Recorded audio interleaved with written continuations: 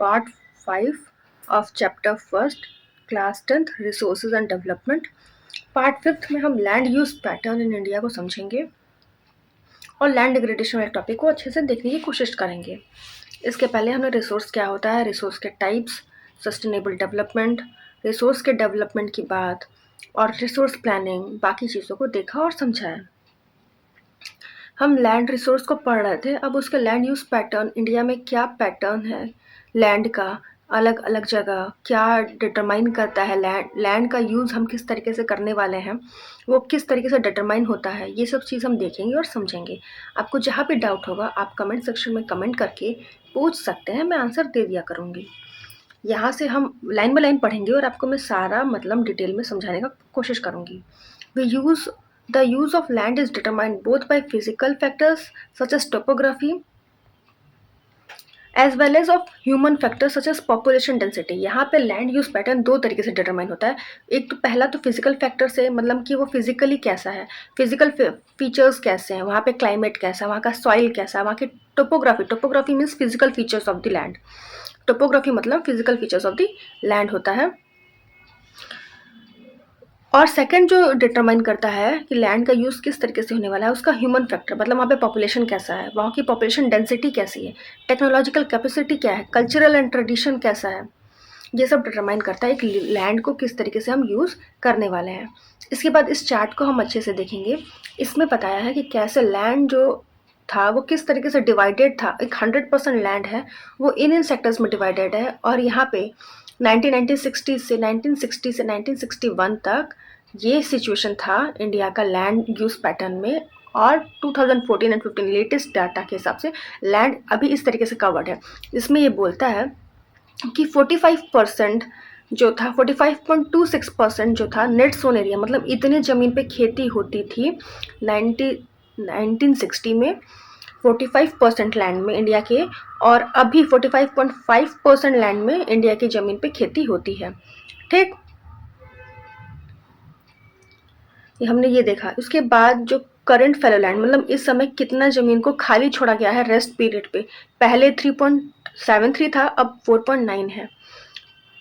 फैलो other than current fallow पहले 3.5 था, अब 3.6 है।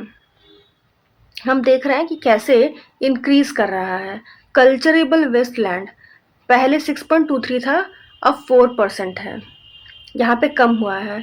Area under miscellaneous trees and crop पहले 1.5% था, अब 1% है बस, एरिया इसमें कम हुआ है। Permanent pastures and grazing land पहले 4.71% था, अब 3.3% है, कम हुआ है। Area under non agricultural uses में लैंड पहले 4.95 एरिया कवर करता था, अब 8% कवर करता है, मतलब कि एरिया और लैंड बढ़ा है क्योंकि बिल्डिंग और भी बहुत सारे इंडस्ट्रीज इंफ्रास्ट्रक्चर डेवलपमेंट हुए हैं। बैरन एंड अनकल्चरेबल वेस्ट लैंड पहले 12% था, अब 5% ही है बस, यहाँ पे एरिया कम हुआ है। हमने इस चार्ट को देखा कि कैसे 1960-61 के टाइम पे लैंड 100% इस तरीके से कवर्ड था, इसमें सबसे ज़्यादा एरिया नेट सोन एरिया था, और अब 2014-15 में लैंड का 100% डिस्ट्रीब्यूशन ऐसे है। आगे देखते हैं। Total geographical area of land is 3.28 million square kilometre. Land use data however is available only for 93% of total geographical area because land use reporting for most of the northern states except has not done fully। यहाँ पे बोल रहा है कि जो हमारा जो geographical area है लैंड का वो 3.28 मिलियन स्क्वायर किलोमीटर है, ये तो हमें याद करना है। लेकिन जो ये अभी हमने देखा कि लैंड का किस तरीके से डिस्ट्रीब्यूशन है, वो 100% लैंड हमारा ये नहीं है, हम ये सिर्फ 93% ऑफ द लैंड का डाटा है। क्यों? क्योंकि कुछ ऐसे एरियाज हैं नॉर्थ ईस्ट के, आसाम के, जम्मू कश्मीर के, जो कि ऑक्यूपाइड हैं पाकिस्तान और चाइना के हिसाब की आर्मी के द्वारा, और उसका डाटा हम यूज़ नहीं कर सकते, नहीं हमारे पास उसका डाटा है। इसीलिए अभी ये जो हमने अभी डाटा देखा वो 100% फुल्ली कंप्लीट डाटा नहीं था, 93% ऑफ द लैंड का ही डाटा था। इसके बाद हमें एक्टिविटी देता है एनसीईआरटी कि कंपेयर करने को बोलता है दोनों पाई चार्ट को। हमने जो अभी देखा वो पाई चार्ट था। Given and find out why net sown area and the land under forest have changed very marginally. पूछता है एनसीईआरटी, आपको एक एक्टिविटी देता है करने के लिए, दोनों पाई चार्ट को कंपेयर करो और फाइंड करो कि क्यों नेट जोन एरिया और फॉरेस्ट कवर जो है लैंड वो चेंज हुआ है बहुत ही हल्के रेशियो से। क्यों चेंज हुआ है आप उसको देखिए और पता कीजिए। The land under permanent pastures has also decrease. Permanent pastures जो चरवाहों के लिए जो भूमि थी वो भी कम हुई है। How we are able to feed our huge cattle population. हम इतने बड़े जो हमारे कैटल का जो इतना बड़ा पॉपुलेशन है, इतने बड़े जो हमारी जो पशु पक्षी हमने पाले हैं, उसको हम कैसे इतने कम ज़मीन पे, क्योंकि ज़मीन की जो परमानेंट पास्चर का एरिया देखिए इसमें कम हुआ है। पहले परमानेंट पास्चर जो था वो 4.71 था, अब जो 3.3%, मतलब पहले से अब कम हुआ है। तो वही एनसीईआरटी पूछ रहा है कि कैसे कम होने के बाद हम इतने बड़े पॉपुलेशन को फीड करेंगे। Most of the other than the current fallow are either poor quality और the cost of cultivation of such land is very high. Hence, this land are cultivated once or twice in about 2 or 3 years, and these are included in the net zone area. And the percentage of NSA in India comes to about 54% of the total reporting area. The pattern of net zone area varies greatly from one state to another. एक area एक जैसे पंजाब में बहुत high percentage, वही यहाँ आगे बोला, पंजाब और हरियाणा में ओवर 80% ऑफ द पॉपुलेशन जो है, एरिया जो है वो एग्रीकल्चर में कवर्ड है। केरला स्टेट जैसे कि अरुणाचल प्रदेश हो गया, मणिपुर हो गया, मिजोरम हो गया, इन सब जगह पे एग्रीकल्चरल कल्टीवेशन, एग्रीकल्चर कवर जो है लैंड का बहुत कम है। क्यों कम है? क्योंकि इसका फिजिकल टेरेन ऐसा है। जो मणिपुर और अंडमान निकोबार आइलैंड्स का, अरुणाचल प्रदेश का, ये सब एरिया बहुत, इनका जो फिजिकल रिलीफ फीचर है ये बहुत ही अप्स एंड डाउन्स, बहुत माउंटेनियस है, एग्रीकल्चर के लिए इतना सुटेबल नहीं है। बहुत सारे फैक्टर्स होते हैं जो डिटरमाइन करते हैं ये चीज़ें कि एक एरिया में हो सकता है कि जैसे यूपी बिहार का जो रीजन है वो फर्टाइल है, एक्सेसिव फर्टाइल रीजन है because of Ganga and alluvial plains की वजह से, इसलिए यहाँ पे मैक्सिमम एग्रीकल्चरल प्रोडक्शन है। इंफ्रास्ट्रक्चर डेवलपमेंट नहीं है। स्टेट जैसे कि बेंगलुरु, वहाँ पे एग्रीकल्चरल प्रोडक्शन डाउन है लेकिन इंफ्रास्ट्रक्चर डेवलपमेंट हाई है। तो वही पूछता है यहाँ पे कि आप रीज़न फाइंड कीजिए क्यों low proportion of net sown area in this states, क्यों इन स्टेट्स में एग्रीकल्चरल प्रोपोर्शन बहुत ही लो है। Forest area in the country is far lower than the desired 33% of geographical area. India का जो फॉरेस्ट कवर रीजन एक desired एक लेवल सेट होता है कि इस कंट्री में इतना फॉरेस्ट रिजर्व होना चाहिए, तो हमारी कंट्री में 33% डिजायर्ड रेशियो है, लेकिन अभी उतना रेशियो हमारा कवर नहीं करता। रिसेंटली 23 और 22% एरिया इंडिया कवर करता है जियोग्राफिकल फॉरेस्ट में, जो कि डिजायर्ड नहीं है। नेशनल फॉरेस्ट पॉलिसी इसे रिलीज करती है। It was considered essential for maintenance of ecological balance. Ecological balance maintain करने के लिए हमें एक मिनिमम लेवल का, जो कि 33% ऑफ फॉरेस्ट हमारे पास होना चाहिए, जो कि नहीं है। The livelihood of millions of people who live on the fringes of this forest depends upon it. A part of the land is termed as waste land and land put to other non-agricultural uses. Wasteland includes rocky, arid, desert areas, and land put on other non-agricultural uses include settlement, roads, railways, industries, etc. ये सारे waste land है। इन Rocky, arid, desert areas, ये सब non agricultural waste lands में count किए जाते हैं। Continuous use of land over long period of time without taking appropriate measures of, हम एक लंबे समय तक अगर लैंड का यूज़ कर रहे हैं, उसका एक अप्रोप्रिएट मेजर में उसको कंजर्व और मैनेज नहीं कर रहे हैं, तो लैंड डिग्रेडेशन उसका एक रिजल्ट, एक आउटकम निकल के आएगा लास्ट में। In this in turn has serious repercussions on society, on environment. अगर हम लैंड को एक्सेसिव यूज़ कर रहे हैं, उसका ध्यान नहीं रख रहे हैं, उसका ख्याल नहीं रख रहे हैं, तो at the end land degradation ही सॉल्यूशन, लास्ट में आउटकम निकल के आएगा और हमें उससे झेलना पड़ेगा। Land degradation and conservation major next topic है। इसे समझेंगे हम कि कैसे लैंड डिग्रेडेशन होता है, इसे कंजर्व कैसे कर सकते हैं, क्या रीज़न है जिसकी वजह से लैंड डिग्रेडेशन हो रहा है। कुछ तो हमने देखा अभी ऊपर वाले पैरा में, आगे हम डिटेल में समझते हैं। We have shared our land with past generations. हम पास्ट जनरेशन में जो मेरे पूर्वज थे उन्होंने इस लैंड को यूज़ किया, हमें पास ऑन किया, और हमें अभी से फ्यूचर जनरेशन को पास ऑन फिर से कर देना है। हम हमेशा के लिए नहीं है, ये पृथ्वी है, ये ज़मीन है, ये मुझे आगे वाले जनरेशन को पास करना है। 95% जो हमारी बेसिक नीड्स है, जैसे कि फूड, शेल्टर, क्लॉथिंग, सब कुछ इस ज़मीन से हम ऑब्टेन करते हैं। Human activities have not only brought about degradation of land but have also aggravated the pace of natural force to cause damage.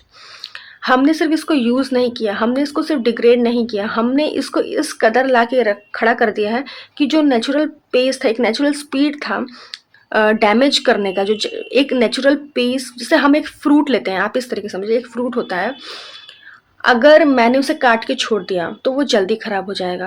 अगर मैंने उसे काट के नहीं छोड़ा, मैंने इसको ऐसे ही रख दिया, तो कम से कम 3 दिन, 4 दिन, 5 दिन, 7 दिन, 10 दिन बाद वो खराब होगा नेचुरली। नेचुरली उसका खराब होने का स्पीड कम है। अगर मैंने उसके साथ कुछ छेड़छानी कर दी तो वो जल्दी खराब हो जाएगा। सेम वही चीज़ यहाँ इम्प्लीमेंट करते हैं कि लैंड का डिग्रेड होने का चांसेस इतना नहीं था, जितना हमने उसकी स्पीड को एक्सेस छेड़खानी करके स्पीड को इंक्रीज़ कर दिया है। हमने उसके रेट को इंक्रीज़ कर दिया, नेचुरल फोर्सेस के स्पीड को हमने इंक्रीज़ कर दिया। क्या, किस चीज़ का स्पीड हमने इंक्रीज़ किया? डैमेज ऑफ लैंड का speed. Some human activities such as deforestation, over grazing. मैंने अब आपको एक्सप्लेन कर देना है कि डिफॉरेस्टेशन, जब एक साथ ज़्यादा पेड़, एक फॉरेस्ट के 90%, 80%, 50% लैंड, जमीन, पेड़ को हम गिरा रहे हैं, एक सीरीज में हम पेड़ गिरा रहे हैं, उसे डिफॉरेस्टेशन, ह्यूज अमाउंट में पेड़ काटना डिफॉरेस्टेशन। ओवर ग्रेजिंग, जब एक्सेस जो घास होते हैं इसको एकदम कुतर देते हैं जानवर, पूरा ज़मीन ही साफ़ कर देते हैं, ओवर ग्रेजिंग। ये एक समस्या है। क्यों समस्या है? क्योंकि जो घास होती है, जो पेड़ पौधे होते हैं, वो अपने रूट्स से जो सॉइल होता है उसको इकट्ठा करके रखता है, उसको पकड़ के रखता है, जिसकी वजह से जब हवा चलती है या पानी बहता है तो टॉप सॉइल, जो टॉप लेयर होता है, ये सबसे फर्टाइल होता है, इसको बहा के लेके नहीं जा पाता है। लेकिन जब जानवर और किसी भी वजह से अगर टॉप सॉइल को remove, top area, top grasses को या प्लांट्स को रिमूव कर देंगे तो ओवर ग्रेजिंग की समस्या होगी।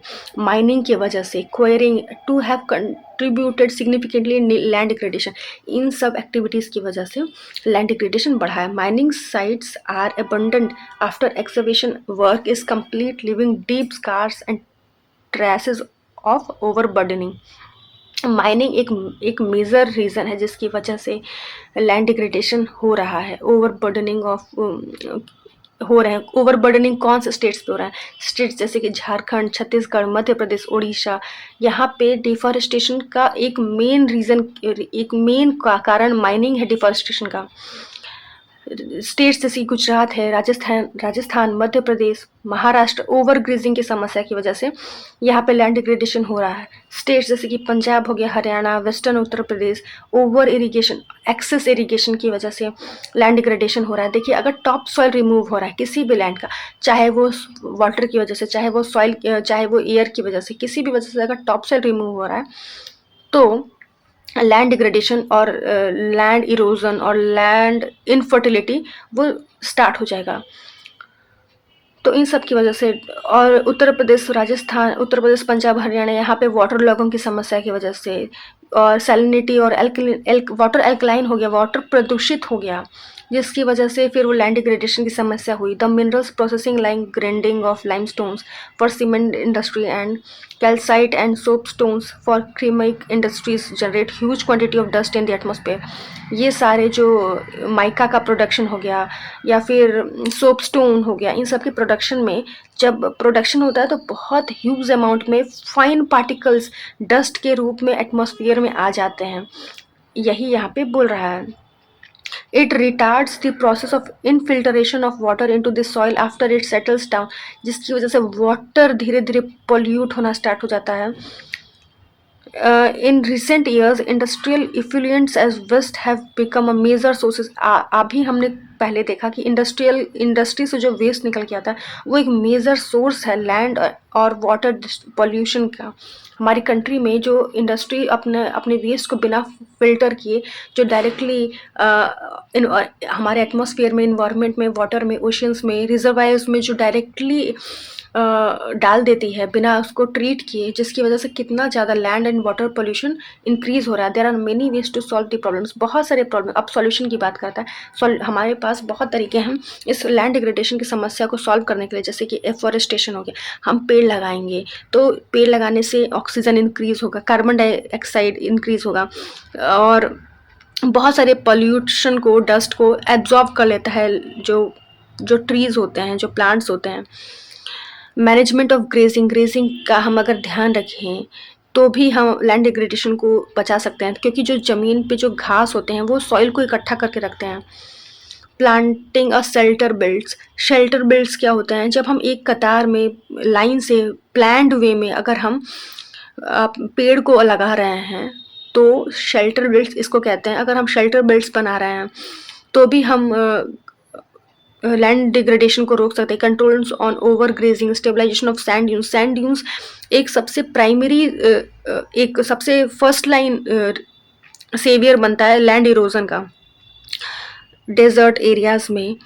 ये भी लैंड डिग्रेडेशन को बहुत भारी मात्रा में बचाता है। इन एरिड एरियाज, वही मैंने कहा, proper management of waste lands, control of mining, हम वेस्ट मैनेज करके माइनिंग एक्टिविटीज़ और प्रॉपर डिस्चार्ज डिस्पोजल ऑफ जो इंडस्ट्री अपने वेस्ट को रिमूव करती है अपनी फैक्ट्री से, उसका प्रॉपर फिल्टरेशन करे, प्रॉपर डिस्पोजल करे। इससे भी हम रिड्यूस कर सकते हैं लैंड एंड वाटर डिग्रेडेशन को आगे चल के, जो हमारी आगे की जनरेशन को बहुत ज़्यादा हेल्प करेगी, हमें एक फ्यूचर इन्वायरमेंट को क्रिएट करने में हेल्प करेगी। और इस तरीके से हम अपने लैंड को डिग्रेड करने से बचा सकते हैं। इसके नेक्स्ट वाले पार्ट में हम सॉइल एज अ रिसोर्स पढ़ेंगे, सॉइल के टाइप्स को पढ़ेंगे। उसके बाद हम चैप्टर को एंड कर देंगे। Thank you.